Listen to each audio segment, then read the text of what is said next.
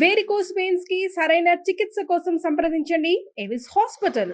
36వ మజిలీలోకి చేరారు. ఓ ఈ కథ కూడా కొంచెం మొదలు పెట్టుకుందాం. ఆ. 36వ మజిలీలోకి చేరాక ఇతను గోపుడు తిరుగుతూ తిరిగి వచ్చాడు. ఊరంతా తిరిగి వింతలు విశేషాలు అవునవును. చూస్తాడు కదా. దీనికి దగ్గరలో, ఆ ఊరికి దగ్గరలో ఒక అడవి ఉంది. ఆ అడవిలో ఒక పెద్ద రాతి మందసం ఉంది, అంటే పెట్టె. ఎంత పెద్దదంటే అది 100 అడుగుల 100x50x40 అనమాట. పొడుగు వెడల్పు ఎత్తు పెద్ద పెట్టె. ఆ పెట్టె మూత తీయటానికి ఏదో కొంత వీలుంది, కానీ ఆ మూత మామూలు మనుషుల వల్ల కాదు అది తీయటం. ఆ పెట్టె దగ్గరికి వెళ్ళడానికి మెట్లు కూడా కట్టారు. పాలరాతితో చేయబడినటువంటి రాతి మందసం. చిన్న వాటిని అంతదాన్ని మందసం అంటారు. అంటే పెద్దది రాతి పెట్టె. అక్కడి నుంచి దానికి ఒక హోల్ ఉందిట. ఆ పైకి ఎక్కాక తను ఎక్కి వెళ్ళాడు గోపుడు. వెళ్తే ఓ పక్కన మొక్క బిల్లంలాగా ఖాళీగా ఉంది. అందులోకి తుంగి చూస్తే పాతాళం దాకా ఏదో కనపడుతుంది. ఏం కనపడుతుందో తెలియదు. ఆ మూత మనుషులకి కదలదు. అసలు ఇంత పెద్ద పెట్టెని ఎవరు తయారు చేశారు, ఎందుకు తయారు చేశారు, ఆ పెట్టెని ఎవరైనా తెరవగలరా? అదేమిటో తెలియలేదండి ఆ విచిత్రం. ఎంత పెద్ద పెట్టె, దూరం నుంచి చూస్తే పెట్టెని తెలుస్తోంది, దగ్గరికి వెళ్తే దాన్ని తీయలేము. 100x50x40 అంటే ఇది మామూలుది కాదు కదా, ఎంత పెద్దదో, చాలా పెద్ద పెట్టె అని అడిగితే ఈయన ఏం చేశాడంటే అప్పుడు భోజనాలు అయ్యాక మణిని దగ్గర పెట్టుకుని చూసి దాని కథ చెప్పడం మొదలుపెట్టాడు. ఈ దేవదుర్గం అనే ఊరు, బుధవర్మ అనే రాజుగారు ఇక్కడ రాజు. కీర్తిమతి అని ఆయనకో భార్య ఉంది. చాలా కాలం వాళ్ళకి పిల్లలు పుట్ల.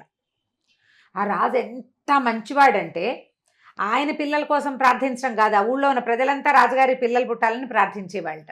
అంత గొప్పవాడు, అంత మంచివాడు, ప్రజారంజకుడైన పాలకుడు అనమాట. ఈ ప్రజలందరి కోరికలు క్రమంగా ఎప్పటికో ఆయనకి సంతానం కలిగింది. ఆ సంతానం ఎట్లా కలిగింది? ఏడాది గ్యాప్లో 2 మగపిల్లలు, 1 ఆడపిల్ల పుట్టారు. ఈ పిల్లలకి బలభద్రుడు, కృష్ణుడు, సుభద్ర అని పేర్లు పెట్టుకున్నారు. బలరాముడు, కృష్ణుడు, సుభద్ర అన్నమాట. అయితే ఈ బలభద్రుడు, కృష్ణుడు, సుభద్ర ఎలా ఉండేవాళ్ళు అంటే గబుక్కుని చూస్తే ట్విన్స్ లాగా ఉండేవాళ్ళు. ఏడాది గ్యాప్ ఉన్న పిల్లల్లా తోచేవాళ్ళు కాదు. మొహాలు ఒకేలా ఉండేవి, ఒకే రంగులు, ఒకే సైజుల్లో ఉండేవాళ్ళు, గ్యాప్ లేనట్టు కనపడేవాళ్ళు. పిల్లలు చాలా బుద్ధిమంతులు. ఈయన ఇంత యాక్టివ్గా తెలివిగా ఉన్న పిల్లలకి మంచి శాస్త్రజ్ఞానం అవి కావాలని శాస్త్ర పండితుల్ని కొంతమందిని ఎంపిక చేసి వాళ్ళతో వీళ్ళకి తెగ చదువులు చెప్పించేశారు. భలే చదివేసుకున్నారు. 10 ఏళ్ళు వచ్చేసరికి వాళ్ళకి ఎన్ని విషయాలు తెలిసిపోయినాయో, 10-12 ఏళ్ళు కూడా వచ్చినాయి. అసలు వాళ్ళకి తెలియని విషయం లేదు. శాస్త్రం అంతా తెలుసు, కానీ లోకం తెలియదు వాళ్ళకి. సరే, పరీక్షలు పెడతారు కదా, పరీక్షల్లో పరీక్ష చేయడానికి వచ్చిన ప్రతి పండితుడు ఏమన్నారంటే వీళ్ళకి శాస్త్రజ్ఞానం అపారంగా ఉందండి, లోక జ్ఞానం లేదు. ప్రపంచం తెలియదు వీళ్ళకి, లోకపు పోకడలు అవి తెలియవు. ఎందుకంటే ఎప్పుడు చదివే, ఆ మాస్టర్లు తప్పిస్తే ఇంకెవరూ లేకుండా అయిపోయారు. అంచేత లోకాన్ని చూపించాలి పిల్లలకి. ఏం చేయాలి లోకాన్ని చూపించాలంటే? రోజు పొద్దున్నే దేశాటనికి పంపాల, ఇంతంత పిల్లలేగా. బ్రేక్ఫాస్ట్ అవగానే ఓ బండెక్కిచ్చి ఊళ్ళోకి పంపించడం. ఊరంతా చూస్తుంటే లోక జ్ఞానం వస్తుంది. ఊరంతా మన బండిలోనే కూర్చుని చూస్తే లోక జ్ఞానం ఎలా వస్తుంది? వాళ్ళు అట్లా ఆలోచించలే. ముందు పంపారు. పంపితే వాళ్ళతో పాటు 2 పండితులు కూడా ఆ బండిలో పోయారు. వ్యాపారస్తుల కూడల్లోకి వెళ్ళారు. వెళ్ళేసరికల్లా వాళ్ళేమో వస్తువులు ఇచ్చి, అంటే బజార్ వెళ్తే ఏముంది, వీడు ₹1 ఇస్తాడు, వాడు ఇంత బస్తా ఇస్తాడు. ఈ ఇచ్చిన రూపాయి కనపట్టాలి, వాళ్ళు ఇచ్చిన వస్తువులు కనిపిస్తున్నాయి వీళ్ళకి. వీళ్ళు అన్నారు, అబ్బో వీళ్ళు అసలు లాభాపేక్ష లేకుండా స్వలాభాన్ని చూసుకోకుండా ఎంతంత బాగా దానం చేస్తున్నారు, చాలా గొప్ప దానపరులండి వీళ్ళు అని మాస్టారికి చెప్పారు. మాస్టర్ అన్నాడు, కాదు నాయనా, ఇది వ్యాపారము, ఇది వ్యాపారం. వాడు ఇంత బస్తా ఇంత మూట ఇస్తున్నాడు, వీడు ఇంత ₹10 చేతిలో పెడుతున్నాడు, మీరు అది చూడలా. వీళ్ళు డబ్బులు ఇస్తే వాడు వస్తువు ఇస్తున్నాడు. ఇదంతా వ్యాపారం అంటే వీళ్ళకి నచ్చలు. అదేమిటి, లాభాపేక్షతో చేయకూడదు, స్వలాభం చూసుకోకూడదని పుస్తకాల్లో ఉంది కదా. ఇప్పుడు లాభం చూసుకుంటున్నట్టే కదా. కాబట్టి వాళ్ళకి వ్యాపారస్తులు నచ్చలు. వీళ్ళు ఏమనుకున్నారు, సరేలే ఇలా కాదని దేవాలయాలకు తీసుకెళ్దాం అనుకున్నారు. దేవాలయానికి వెళ్తే ముందు ఫస్ట్ శివాలయానికి వెళ్ళారు. వెళ్ళేసరికల్లా ముందుగా విష్ణువాలయానికి వెళ్ళారు. వెళ్ళేసరికి విష్ణువే పరమాత్మని, విష్ణువే పరదైవతమని, విష్ణువుని మించిన వాడే లేడని, విష్ణు పూజ చాలా అత్యవసరమని ఆ వైష్ణవ దేవాలయంలో అర్చక స్వామి పిల్లలకి బోధించాడు. 3 విన్నారు శ్రద్ధగా. ప్రసాదం, తీర్థం అన్నీ పుచ్చుకున్నారు. సెఠారి దేవాలయంలో ఉన్న గంటలు, దేవతా విగ్రహాలు అన్నీ పరిశీలించారు. చాలా బాగుంది. అక్కడి నుంచి శివాలయంలోకి వెళ్ళారు. శివాలయంలోకి వెళ్తే శివాలయంలో పూజారి ఏం చెప్పాడు? శివుడే పరదైవతం, అభిషేక ప్రియుడు శివుడు, సులభ సాధ్యుడు శివుడు, శివుడు అంత బాగా చూసేవాడు ఇంకొకడు ఎవడూ లేడు, శివుడినే పూజించాలి ఎవరైనా సరే అని ఆయన చెప్పాడు. అది విన్నారు, మొహాలు ఒకళ్ళు చూసుకుంటున్నారు. అక్కడి నుంచి ఈసారి అమ్మవారిదే పరాశక్తి గుడికి వెళ్ళారు. పరాశక్తి గుడికి వెళ్ళగానే పరాశక్తిని గురించి వాళ్ళు చెప్పారు. ఈమె ఆద్యదేవత, ఆమె నుంచే మిగిలిన వాళ్ళు పుట్టారు, ఆమెను కొలిచిన వాడికి కొంగు బంగారం, ఆమెను తప్ప ఇంకెవ్వరు ప్రపంచంలో అంతా కూడా మాతృస్వరూపిణి నుంచే వస్తాయి మిగిలినవన్నీను.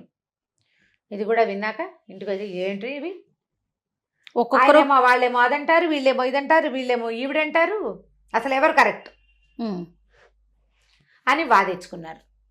వాళ్ళకి నచ్చలేదు. తండ్రికి చెప్పారు, మేము శివాలయానికి వెళ్ళాం, వాళ్ళు శివుడే గ్రేట్ అన్నారు, విష్ణువాలయానికి వెళ్తే విష్ణువే గ్రేట్ అన్నారు, అమ్మవారి గుడికి వెళ్తే అమ్మవారే గ్రేట్ అంటున్నారు, మాకేమి ఈ పాయింట్లు ఎక్కలేదు, అసలు ఇది ఎవరు గ్రేటో ముందు మాకు తెలియజేయాలి, అసలు ఏమిటి శాస్త్ర చర్చ పెడదామని 3 రకాల పండితుల్ని పిలిపించుకున్నారు. ముగ్గురు వాదించుకున్నారు, కానీ శాస్త్ర ప్రమాణం చూపించండి అని అడుగుతారు వీళ్ళు. ఏ శాస్త్రంలో విష్ణువే పరదైవతము అని చెప్పబడింది, పోనీ శివుడే పరదైవతం అని ఎందులో చెప్పారు, ఇందులో ఒకటి చెప్తే అందులో ఇంకోటి చెప్పారు, వీళ్ళిద్దరు కాదు అమ్మవారి ఆద్యశక్తి అని ఎవరు చెప్పాడు, ఆ పుస్తకం ఎక్కడుంది? శాస్త్ర చర్చ వచ్చేసరికల్లా రాజు అన్నాడు, ఇవన్నీ మత విశ్వాసాలు నాయన, ఎవరి విశ్వాసం వాడిది, ముగ్గురు గొప్పవాళ్లే, ఎవరి విశ్వాసాన్ని బట్టి వాళ్ళు ప్రార్థన పూజిస్తారు, పూజిస్తే బాగానే ఉంది, వీళ్ళే గ్రేట్ అని వాళ్ళు ఎలా ప్రతిపాదిస్తారు అంతే కదా అని పోట్లాడారు. సరే ఏమనుకున్నారు, బలభద్రుడు కృష్ణుడు ఇలా కాదు, మనం దీనికి వెళ్దాం, నువ్వేమో వైష్ణవ క్షేత్రాలకు వెళ్ళిపో, నేను శైవ క్షేత్రాలకు వెళ్ళిపోతా, ఇద్దరం చూసి అసలు క్షేత్రాల్లో అయినా సరే ఎక్కడైనా దైవశక్తి మనకి కనపడుతుందేమో చూద్దాం, మనంతటి మనకి అనుభవం కావాలి కదా. ఈ అర్చకులు మాట్లాడడానికి వచ్చిన పండితులు మాకు ప్రత్యక్ష అనుభవం అయ్యింది, భగవంతుడు మాకు చూపించాడు అని చెప్తున్నారు, అదేమిటో మనకు కూడా కావాలి కదా. ఇప్పుడు అరటిపండు ఒలిచావు, ఇచ్చావు, తిన్నావు, తీగా ఉంది, మెత్తగా ఉంది, కమ్మగా ఉంది, ఏదో తింటే కాదు తెలిసేది, వాడెవడో తిన్నానని చెప్తే మనకెలా తెలుస్తుంది, మనం కూడా తినాలి కదా. ఆ దైవానుభవం ఏదో మనకు కూడా కావాలి కాబట్టి మన ఇద్దరం చెరుకు క్షేత్రాలకి వెళ్ళిపోదాం అనుకున్నారు. సరే చిన్నప్పటి నుంచి సుభద్ర మనని వదిలిపెట్టి ఉండలేదు కాబట్టి సుభద్రకి చెప్దాం, అమ్మా నాన్నకి చెప్పకుండా వెళ్ళిపోదాము అని నిశ్చయించుకున్నారు. ఆ సుభద్రకి చెప్పారు.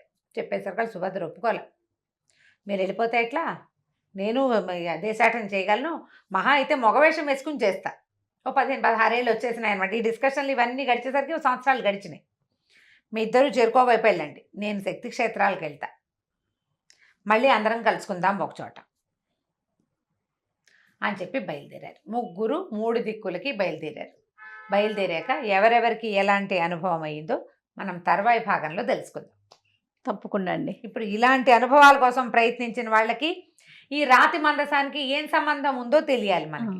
సరే వచ్చే భాగంలో చూద్దాం. కానీ అసలు ఈ పిల్లలు రాజుల కథలు కనుక చూస్తూ ఉంటే ప్రతి ఒక్కరూ అనుభవం కోసం ఎక్కడికో చోటికి వెళ్ళిపో, అంటే ధైర్య సాహసాలు కదరమ్మ గారు. కాశీ మజిలీలో ఆల్మోస్ట్ అన్ని అలాంటివే, సాహసంతో కూడినవి. రెండోది ఏంటంటే ప్రపంచం తెలియాలంటే బయటికి వెళ్ళాలి అనేది మెయిన్ పాయింట్. లోక జ్ఞానం. లోకంలోకి వెళ్తేనే అది, మనం కుటుంబంతో వెళ్ళి కుటుంబం మనని కాచి కాపాడుతుంటే రాదు, తెలీదు. వాళ్ళంతటా వాళ్ళు బయటికి వెళ్ళిపోతే తెలిసి వస్తుంది కొంచెం. కానీ ఈ రోజుల్లో అవకాశం లేదు కదా. ఎందుకు లేదు జయ, ఇప్పుడు కూడా పిల్లలు బయటికి తిరుగుతున్నారు శుభ్రంగా, మొత్తం ట్రెక్కింగ్లకి వాటికి వీటికి వెళ్ళేవాళ్ళు లేరు. కొంతమంది అవకాశాలు అయితే కొంతమంది చదువులకి వాటికి వీటికి వెళ్తారు లేదా, చదువులకు వెళ్తున్నారు, ఏదో క్లాసులని తర్వాత ట్రైనింగ్లని వెళ్తూనే ఉన్నారు. ఇప్పుడు కూడా కొంచెం 18 ఏళ్ళు వచ్చేసరికల్లా అందరి పిల్లలు ఏదో ఒక ఇండివిజువల్ అయిపోతున్నారు, ఇండివిజువల్ గా బయటకు వెళ్తున్నారు. తర్వాత ఏమో కొంతమంది అసలు స్కూల్ 5th క్లాస్ నుంచే హాస్టల్స్ లో పెట్టే పిల్లలు ఉన్నారు. కొన్ని చోట్ల అయితే అసలు 1వ క్లాస్ నుంచి కూడా దూరంగా మంచి అద్భుతమైన స్కూల్ అని అక్కడే చదవాలని, అప్పుడే పిల్లల్లోకి చాలా బహుముఖ ప్రజ్ఞాశాలిత్వం కాదు సర్వతోముఖాభివృద్ధి జరుగుతుందని నమ్మి ఎక్కడో దూరాన్ని పెడుతున్నారు. అట్లా కూడా. అవును రమ్మగారు. ఓకే రమ్మగారు, ఇంకో స్టోరీతో మళ్ళీ కలుద్దాం. నమస్తే. నమస్తే జయ. ఇక ఈ వీడియో కనుక మీకు నచ్చినట్లయితే లైక్ చేయండి, షేర్ చేయండి. మరిన్ని వీడియోస్ కోసం మా ఛానల్ని సబ్స్క్రైబ్ చేసుకోండి.